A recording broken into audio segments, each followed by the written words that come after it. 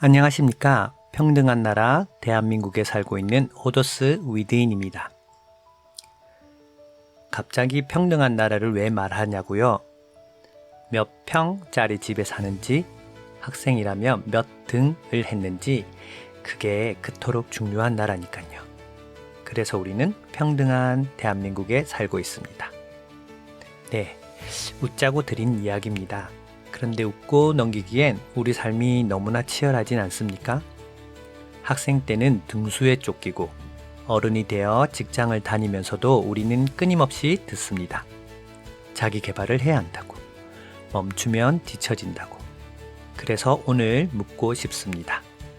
자기 개발 도대체 어떻게 하는 걸까요? 아니, 그 전에 그거 정말 필요하기는 한 걸까요?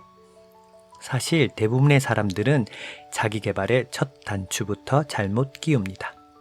그래서 아무리 애를 써도 얼마 못 가 무너지고 맙니다. 오늘 이 영상을 끝까지 보시면 자기 개발이 정말 필요한지 그 답을 얻고 다시는 무너지지 않을 진짜 출발점이 어딘지 알게 되실 겁니다.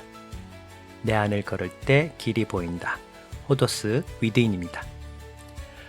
어느 평범한 저녁을 떠올려 보겠습니다. 하루를 마치고 지친 몸으로 침대에 누워 손가락으로 화면을 넘깁니다. 그러다 한 영상이 눈에 들어옵니다. 성공하는 사람들의 아침 습관. 하루 10분이면 인생이 바뀐다. 문득 마음이 뜨거워집니다. 나도 이렇게 살아야지. 그날 밤 우리는 새벽 5시 반에 알람을 맞추고 영어 강의를 결제하고 운동 계획을 세웁니다. 그런데 사흘이 지나면 손이 먼저 알람을 끕니다. 일주일이 지나면 결제해둔 강의는 한 번도 열리지 않은 채 그대로입니다. 그리고 우리는 익숙한 그 말을 또 꺼냅니다. 역시 나는 의지가 약한가 봐. 낯설지 않으실 겁니다. 저도 그랬으니까요. 그런데 이상한 점이 하나 있습니다. 알람을 더 일찍 맞추고 더 비장하게 다짐합니다. 그런데도 결과는 늘 같습니다. 그렇다면 정말 문제는 의지였을까요? 혹시 우리가 매번 무너진 건 시작하는 지점이 처음부터 잘못되어 있었기 때문은 아닐까요? 자기 개발에 대해 우리가 가장 먼저 배우는 말은 목표를 세우라는 것입니다.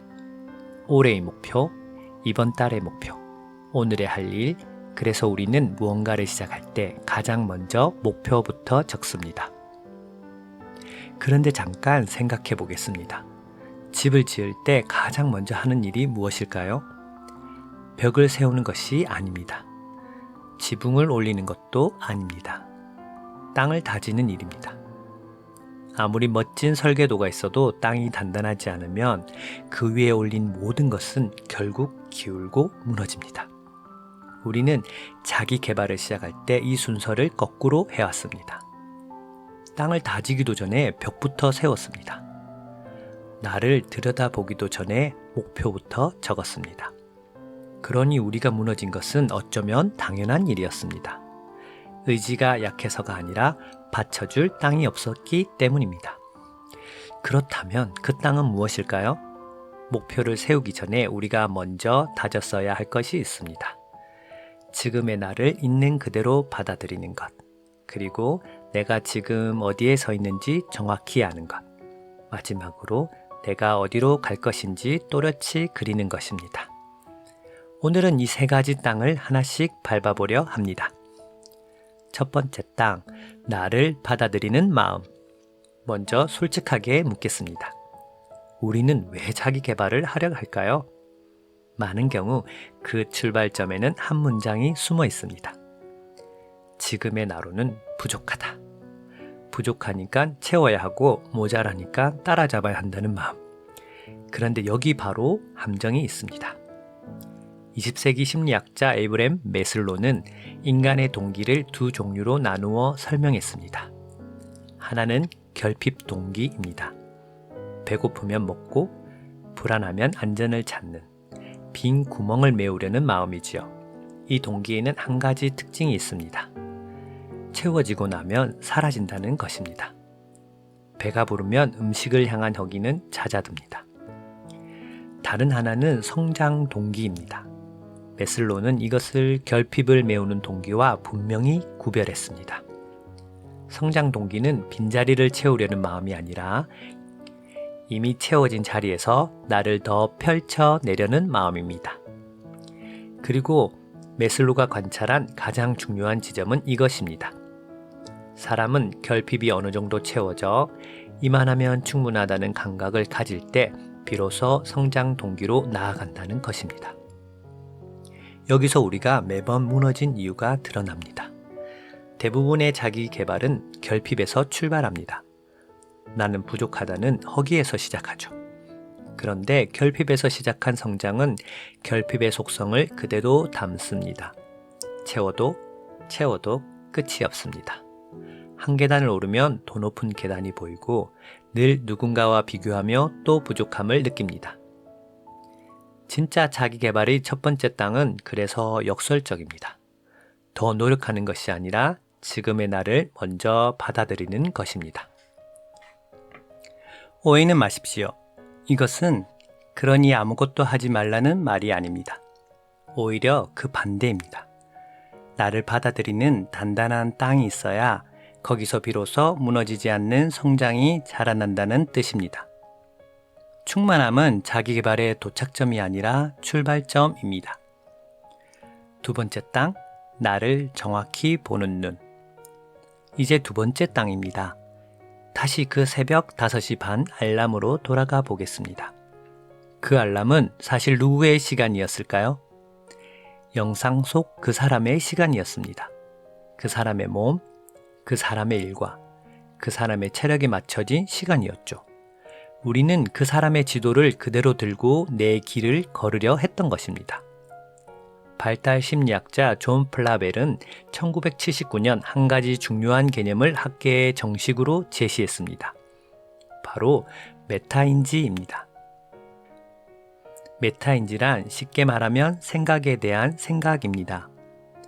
내가 무엇을 알고 무엇을 모르는지를 아는 것. 내 머릿속에서 일어나는 일을 한 걸음 위에서 내려다보고 점검하고 조율하는 능력이지요. 플라벨의 연구에는 인상적인 장면이 하나 있습니다.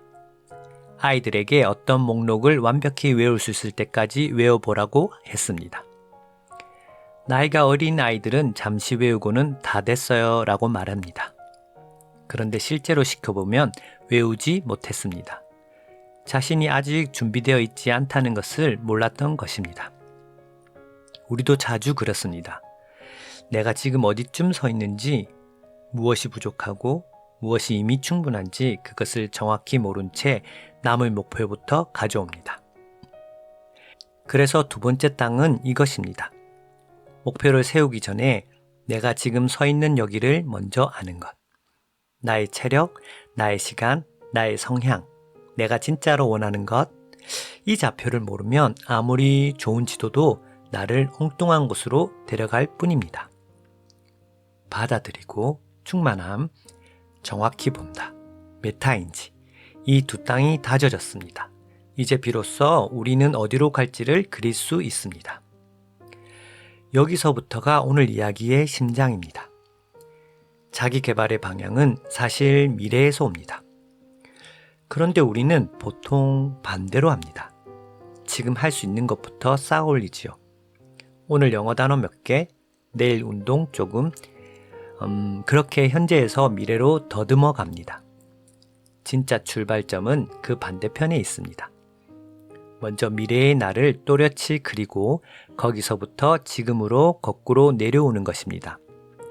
UCLA 심리학자 할 허시필드는 우리가 왜 미래를 위해 행동하기 어려운지 뇌에서 찾아냈습니다. 그가 사람들 fMRI 장치에 눕히고 지금의 나와 미래의 나를 떠올리게 했을 때 놀라운 결과가 나왔습니다. 사람들이 미래의 나를 생각할 때의 뇌 활동 패턴이 타인을 생각할 때의 패턴과 닮아 있었던 것입니다. 다시 말해 우리 뇌는 미래의 나를 마치 낯선 남처럼 대합니다. 그러니 오늘의 내가 얼굴도 모르는 그 남을 위해 선뜻 희생하지 못하는 것이죠. 미루고 회피하는 것은 의지가 약해서가 아니라 뇌가 미래의 나를 나무로 여기기 때문입니다. 그런데 허쉬필드는 해법도 함께 보여주었습니다. 한 실험에서 사람들에게 먼 미래의 자신에게 편지를 쓰게 했습니다. 그러자 미래의 나를 더 생생하고 가깝게 느끼게 된 사람들은 그 후 며칠 동안 실제로 운동을 더 많이 했습니다. 미래의 나를 남이 아니라 나로 또렷이 연결해 느낄 때 오늘의 선택이 달라진 것입니다. 여기서 우리는 시간이 한 방향으로만 흐르지 않는다는 것을 알게 됩니다. 물론 현재의 내가 미래의 나를 만듭니다. 오늘의 선택이 그 사람을 빚어냅니다. 그런데 동시에 또렷이 그려진 미래는 나를 거꾸로 지금의 나를 부릅니다. 이렇게 살아달라고. 오늘 이 한 걸음을 내디뎌 달라고 말입니다. 미래의 나는 내 노력의 결과물이면서 동시에 나를 이끄는 나침반인 셈입니다.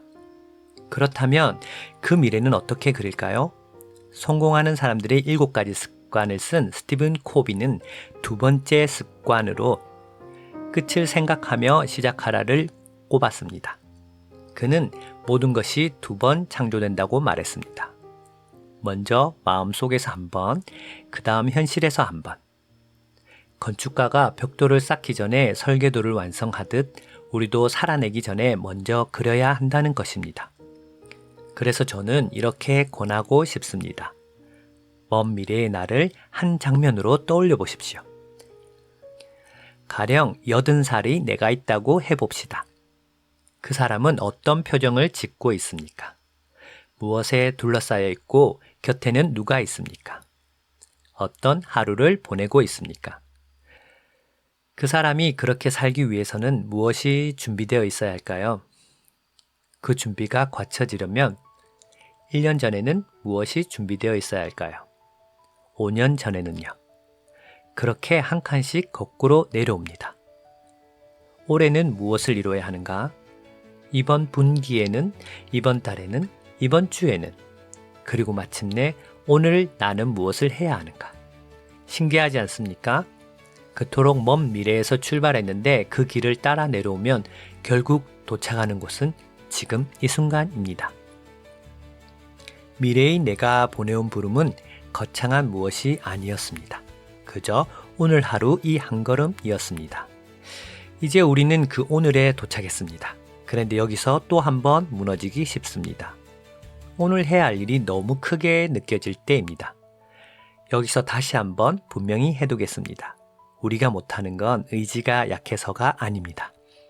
스탠퍼드의 행동과학자 BJ 포그는 습관의 디테일에서 대부분의 습관 조언이 실패하는 이유를 짚었습니다. 그 조언들이 행동을 의지의 문제로 보기 때문이라는 것입니다.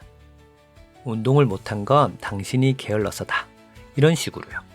그는 이 전제가 틀렸다고 말합니다. 그가 권하는 방법은 단순합니다. 행동을 부끄러울 만큼 작게 줄이라는 것입니다. 매일 30분 운동이 아니라 팔굽혀펴기 한 개처럼요. 너무 작아서 실패하는 것이 더 어려운 크기로 말입니다. 아주 작은 습관의 힘을 쓴 제임스 클레어도 비슷한 이야기를 합니다. 그는 목표가 아니라 시스템에 주목하라고 말합니다. 목표는 한 번 이루면 동력이 꺼지지만 매일 반복되는 작은 시스템은 계속해서 결과를 만들어낸다는 것입니다.